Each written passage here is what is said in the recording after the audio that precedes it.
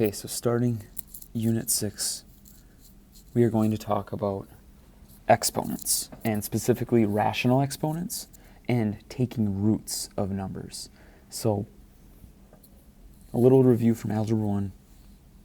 Exponents, raising something to a power, is repeated multiplication. So, when we talk about exponents and roots, we're talking about two different operations, two inverse operations. So, this chart right here talks about the real nth roots of a. When you take a root of a number, you're asking yourself, how many times do I have to multiply the root to get our number? So I'll explain that a little bit better once we get into the table here. So if we are taking the nth root of something and the root is even, okay? If the root is even, we cannot take an even root of a negative number, okay? And the main reason that is if you think about something squared, like 4 times 4, or negative 4 times negative 4, the result will always be 16, not negative 16. So we cannot take an even root of a negative number. If we take an even root of a if we take an even root of a number that is 0, we get 0. Anything times itself and amount of times is 0, as long as we're multiplying by 0. And if the number is positive, there are two roots, a positive and negative root. So like 16, the square root of 16 is 4 and negative 4, because it's an even root. 4 times 4 is 16, negative 4 times negative 4 is positive 16. For an odd integer, it doesn't matter if the number is positive, 0, or negative, okay? We will always have one root when we take an odd root of something, okay? So that doesn't do us a whole lot of good. What I want to do is I want to show you some examples, because I think this will be a little bit more concrete. So I'm going to ask you to find the nth root of a number. So we are taking the third root, or the cube root, of negative 216. So the question I'm actually asking here is, what number to the third power equals negative 216? Okay, so some of this takes a little bit of maybe guess and check, or just using a calculator to think of it, but the number that I'm looking for is negative 6. And the reason it's negative 6 is because negative 6 times negative 6 times negative 6 equals negative 216. So we took the odd root of a negative number, we got a negative number out, because a negative number multiplied with 3 factors results in a negative number. So 6 is the third root of negative 216. For part B, the fourth root of 81, the question I'm asking here, what number to the fourth power is 81? Okay, so this whole thing I said real root or roots of A. So in this one, my roots are positive and negative 3, okay? And that is because this is an even root, because 3 times 3 times 3 times 3 is 81, and negative 3 times negative 3 times negative 3 times negative 3 is also 81. So when we take an even root, we've got to be a little careful with our signs. There are two possible roots. There are two roots of 81, 2/4 roots of 81, 2/4 roots of 81. So next, I'd just like you to take a minute to look at the guided practice and see if you can answer these, and then I will go through them, but I won't show quite as much work. I'll just kind of explain them. So pause the video, try these, and then when you're ready, resume the video and check your answers. Okay, so to explain these, for number 1, the fourth root of 16 is positive or negative 2. It's an even root of a positive number. There are two roots, positive 2, negative 2. And that's because 2 times 2 times 2 times 2 is 16. Same for negative 2. For number 2, I'm going to circle that one because you think about it, it would probably be 7.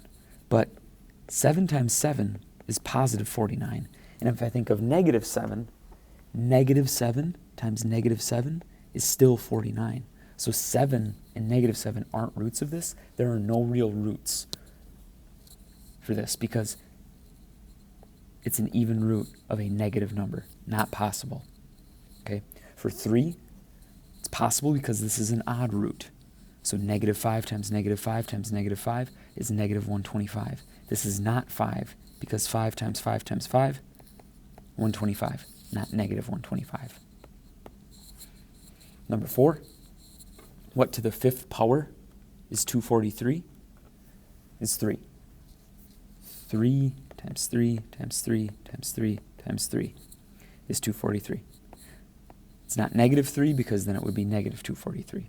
So a lot of it is just us being able to determine what number to this power is a, what number raised to the given power is our final number.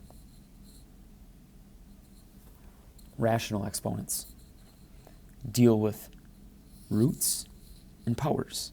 So what I want to show you is, for a rational exponent, if I have something like x to the 2/3 power, if I was going to write that as a radical, this root, like this, okay, this is going to be the 3rd root of x squared. Or, I could put this all in parentheses, the 3rd root of x squared. These are essentially the same thing, okay? So, what I want us to understand is how these roots work, okay? And then the other property that's shown here is a negative power. What a negative power does is it creates a reciprocal. So if I have a number to a negative power, I write that as 1 over that number to that power. So for part A and B, I'm going to show you how to break these down and rewrite these as a single number to simplify these expressions. So what this really is this is the square root of 16 to the 3rd power. So if I'm thinking kind of like order of operations, the square root of 16 is positive or negative 4, because 4 times 4 is 16.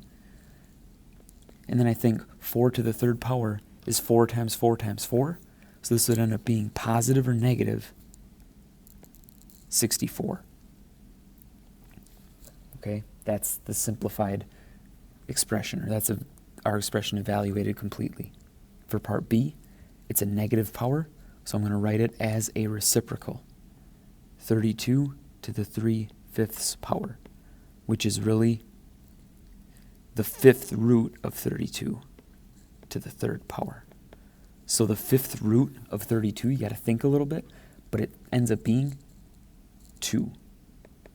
2 times 2 times 2 times 2 times 2 is 32.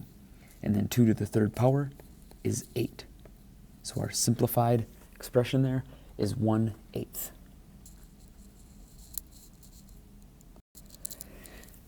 So moving ahead, if that last part was a little confusing, what I'd like you guys to really know how to do is to evaluate these using a calculator. So if you've got a calculator handy, I would use that.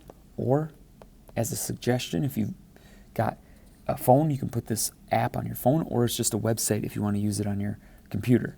But desmos.com/scientific is a really useful scientific calculator on the internet. Okay, so we're just going to be practicing raising something to a power. 9 to the 1/5 power is just, if I'm rounding this to 2 decimal places, 1.55. So we are approximating. Okay, we are approximating. For part B, 12 to the 3/8 power. 12 to the 3/8 power. The main thing I want you to recognize here is if you're plugging this into a calculator, put your power in parentheses. It's going to make sure you have consistent results. So this I am going to write as plus or minus 2.54. And the reason I do plus or minus is because of that even root, okay? Even root. For part C, This might be a little tougher to type into a calculator, so you can rewrite this as a rational exponent. 7 to the 3/4 power is fine. So 7 to the 3/4 power is going to be plus or minus, because of that even root, 4.3. 4.3. If you did 4.30, that is the same thing. That is fine. Okay, so some more guided practice. I know it says without using a calculator, with using a calculator, but it is up to you from this point on, whether you want to use a calculator or not. I'm going to encourage a calculator, but if you remember some of these roots, it's kind of nice to know. It's kind of nice to know your square roots. It's kind of nice to know some cube roots, but I don't expect you to memorize them. So take a few minutes or a minute and work through 5 through 12. Start the video back up when you're ready to check your answers, and I'll move forward from there.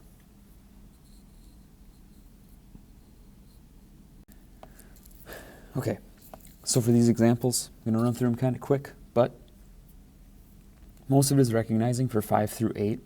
I gave you all of these with even roots, so you paid attention to the plus or minus, okay?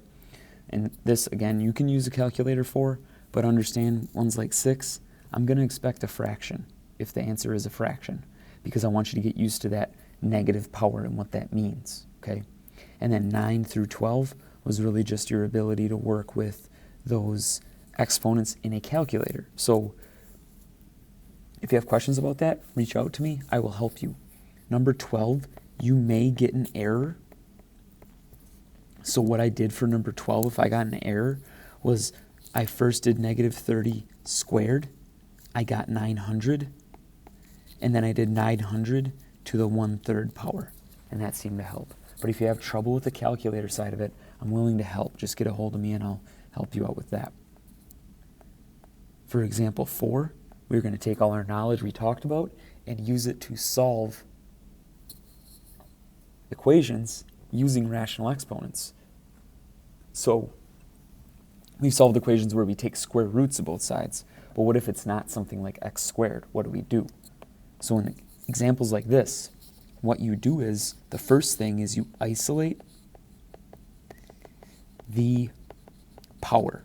And what I mean by isolating the power is you isolate the quantity that is being raised to a power. So in part A, I'm going to isolate x to the 5th before I do anything else. So the way I isolate x to the 5th is I divide both sides by 4. So this becomes x to the 5th. 128 divided by 4 is 32. I have isolated the power. Now I'm going to raise both sides to the 1/5 power. And the reason I raise both sides to the 1/5 power is because if you remember from our properties of exponents, when you raise a power to a power, you multiply the exponents, and 5 times 1/5 is 1, which essentially eliminates this 5th power from that side. And then I do 32 to the 1/5. If I don't remember that, I use a calculator. 32 to the 1/5 is 2, and my equation is solved. For part B, I would want to, if I had to, I would want to isolate x minus 3 to the 4th, which if I look at this closely, it's already isolated. So my actual first step is to raise both sides to eliminate the 4th power. Raise both sides to the 1/4 power. You're going to notice, I'm going to drop the parentheses here, x minus 3, 21 to the 1/4 power. I don't know what that is off the top of my head, so I'm going to raise that in my calculator. 21 to the 1/4 is 2.14. And the thing I want you to recognize is that this, we took an even root of both sides. So this is going to be plus or minus 2.14. I didn't do plus or minus for the 5th power because it was an odd power. So it's remembering odd roots, 1 solution. Even roots, 2 solutions. So the way I write this out and solve for x is I do x minus 3 equals positive 2.14 and x minus 3 equals negative 2.14. So x is 5.14 and x is negative 0.86. And that's just a matter of me solving these two equations.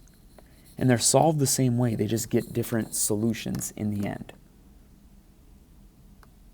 So your main objective here is to isolate the variable, okay?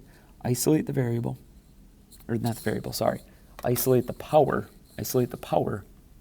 and then raise both sides to the reciprocal of that power. So if that side is being raised to the fifth, raise it to the 1/5. If it's the third, raise it to the 1/3. If it's the second, raise it to the 1/2. So just a little more guided practice, okay? And then you guys are going to do some actual practice on your own, similar to this when you are ready for it. So pause the video, and then I'll go through my solutions when I am finished.